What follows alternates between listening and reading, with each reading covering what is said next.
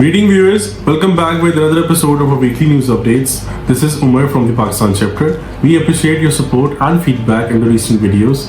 Thank you so much for watching and supporting us. Coming back to the weekly news updates as of week ended 18th May. On first is Imran Khan's video link appearance before Supreme Court. On Thursday, 16th May, former Prime Minister of Pakistan Imran Khan made a virtual appearance before the Supreme Court via video link from prison. This appearance was in connection with the case concerning amendments to the country's anti-corruption law. It marked the first time that Khan, who has been imprisoned since August 2023 on various charges, appeared before the nation's highest court. जिन्हें हम कहते हैं कि पाकिस्तान की आन है आप, पाकिस्तान की शान है आप, पाकिस्तान की जान है आप, पाकिस्तान की पूरी दुनिया में पहचान है आप, पाकिस्तान के कप्तान है आप, इमरान खान है आप। बिस्मिल्लाहिर्रहमानिर्रहीम। इय्याका नअबुदु व इय्याका नस्तईन। Despite the significance of the event, Khan's appearance was not live streamed on the Supreme Court's website nor broadcast on national news channels. This led to accusations from Khan's party, Pakistan Tehreek-e-Insaf, against Chief Justice Qazi Faiz Issa, alleging collusion with the government to prevent the hearing from being aired publicly. During this session, the Supreme Court decided to adjourn the hearing without Khan making any statements. Informed that one of the respondents was served and he wants to appear in person. Mr. Imran Niazi, who was the petitioner. Hello. इसमें हमने लिखा था, and if he wants to be represented, the jail superintendent should do the needful. Right. This is a matter of law, so we want to restrict it to a matter of law. I don't know what a private person. Speaking for myself, he was a petitioner and is one of the respondents. And since we had passed an order, if he wants to appear in person, arrangements have to be made. How can we condemn him unheard?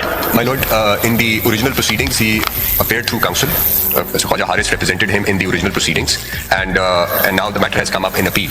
So I don't understand how the respondent. This is not for your understanding. This is for the understanding of the respondent. Whether he wants to appear, he wants to engage a counsel, of course. But there is nothing so far. I haven't seen it on record. But he's one of the respondents. How can we deny him access to the court? Of course, Your Honor. Yes. Yeah. At the first stage, my lord, the matter was heard for about almost a year, and throughout the year, that is understood. You see, since it's a matter that involves, NAB, which has been perceived as being involved in political engineering, so wants to appear in person. How can he be denied access to the court? It's entirely a matter for your lordship to determine. Would it be fair? My lord, your lordship can, because it's a matter of law, either give him time to engage counsel or allow him video link if there are other problems in terms of appearance. Even if he wants to appear through video link, yes, but we can't deny him access. It's for the learned Attorney General, my lord, to answer. My lord, ultimately it is going to be your decision how you wish to. He may be. You see, he's also one of the respondents. I'm not. The issue is very simple. This is not a matter of personal rights. It's a matter of a virus of a legal amendment. Yes. Right? Now, if we are being used for other purposes, fine, that's okay.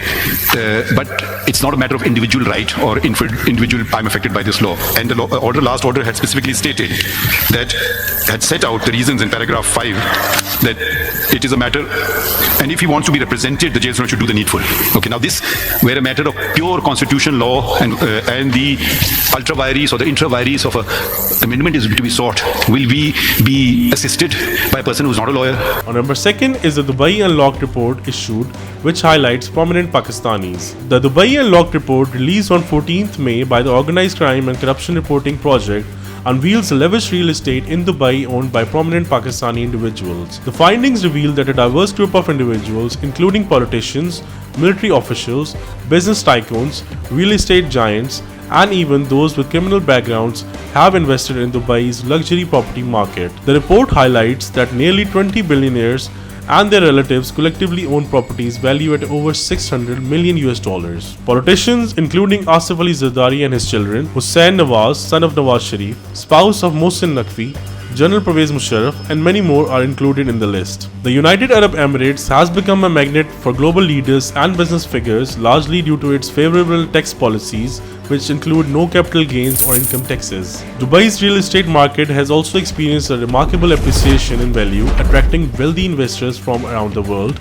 Furthermore, the city's strategic absence of extradition agreements with numerous countries provides a haven for individuals aiming to sidestep legal challenges in their nations of origin. On number 3 is the protests by Azad Kashmiris. Since Friday, 10th May, thousands of people have rallied in the Azad Kashmir region despite government's announcement of an $83 million subsidy aimed at reducing wheat flour and electricity prices. In response to the escalating unrest, the government deployed paramilitary troops known as Rangers to the area on Monday 13th May, and internet access was largely shut down. On the same day, more than 10,000 protesters gathered, which led to clashes between people and paramilitary troops. 3 people were killed and several injured during the clashes. This marked the 4th day of demonstrations. The protest movement, led by Joint Awami Action Committee, resumed its march in Muzaffarabad, Azad Jammu and Kashmir on Monday 13th May as its key demands remained unmet. The group, which includes farmers, businessmen, locals and vendors, has several demands. They are calling for the electricity tariff to be based on the cost of electricity production from the Mangla hydropower project, a wheat subsidy similar to the one in Gilgit-Baltistan, and an end to the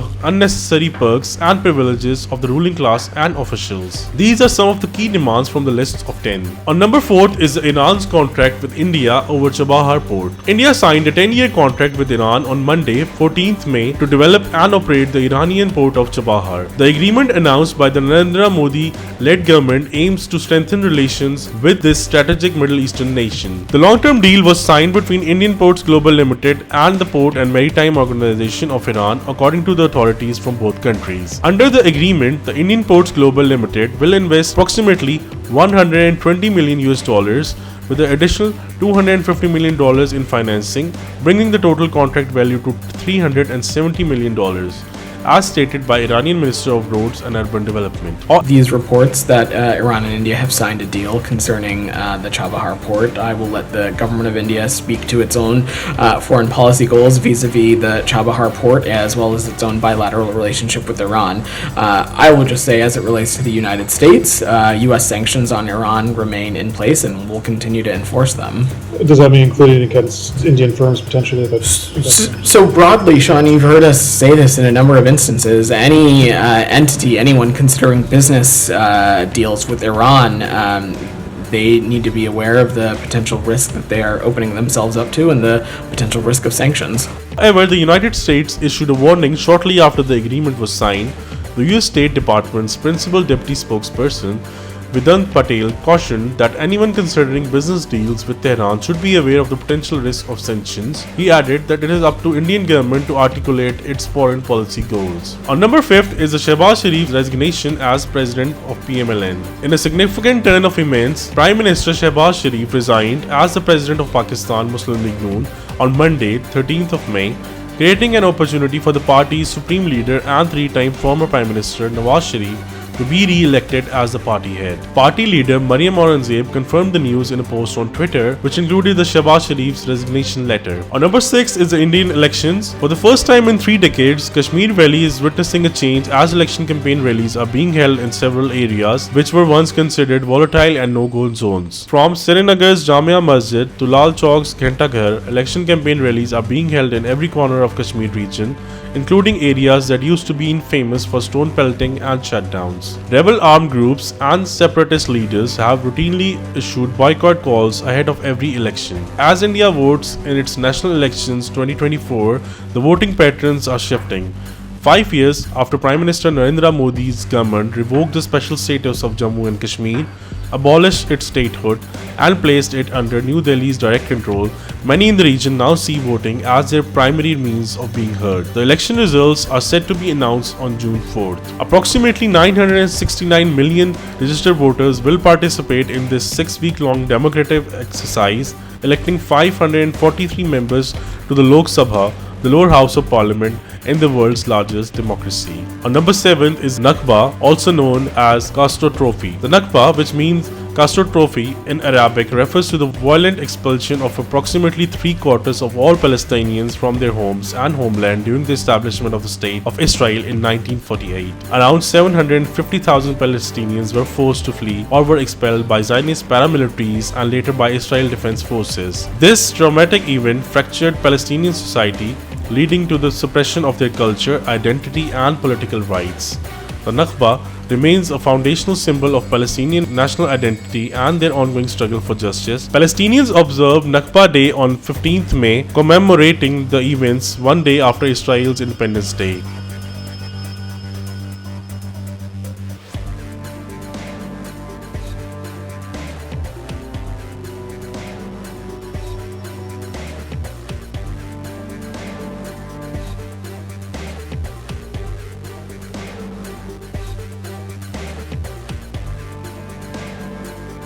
This year, commemoration has been dominated by the plight of more than 2 million Palestinians in Gaza, most of whom are living in temporary shelters or tents after being displaced from their homes by Israel's war on the territory. Over the course of 7-month Israeli military assault, much of the Gaza Strip has been reduced to rubble and destroyed buildings. Tragically, this conflict has resulted in the loss of more than 35,000 Palestinian lives and the displacement of significant portion of the population. As a result, there are growing concerns that this situation could lead to second Nakba, where Palestinians would be forcibly removed from Gaza entirely. On number 8 is the news from the death of Hardeep Singh in Canada last year. A fourth Indian national has been arrested and charged by the Canadian authorities over the killing of a separatist Sikh activist in Vancouver last year. Amandeep Singh, 2022, was already in custody for unrelated gun charges before being charged with first-degree murder and conspiracy to commit murder in slaying of Hardeep Singh. 3 other Indian nationals named Kamalpreet Singh, 22, Karan Barar, 22, and Karanpreet Singh, 28, were arrested earlier this month in the city of Edmonton in Alberta, with the authorities saying they were investigating whether the men had ties to the Indian government. Sikh leaders in the North America have welcomed the arrests, but allegations that the Indian government was involved have fueled questions and unease.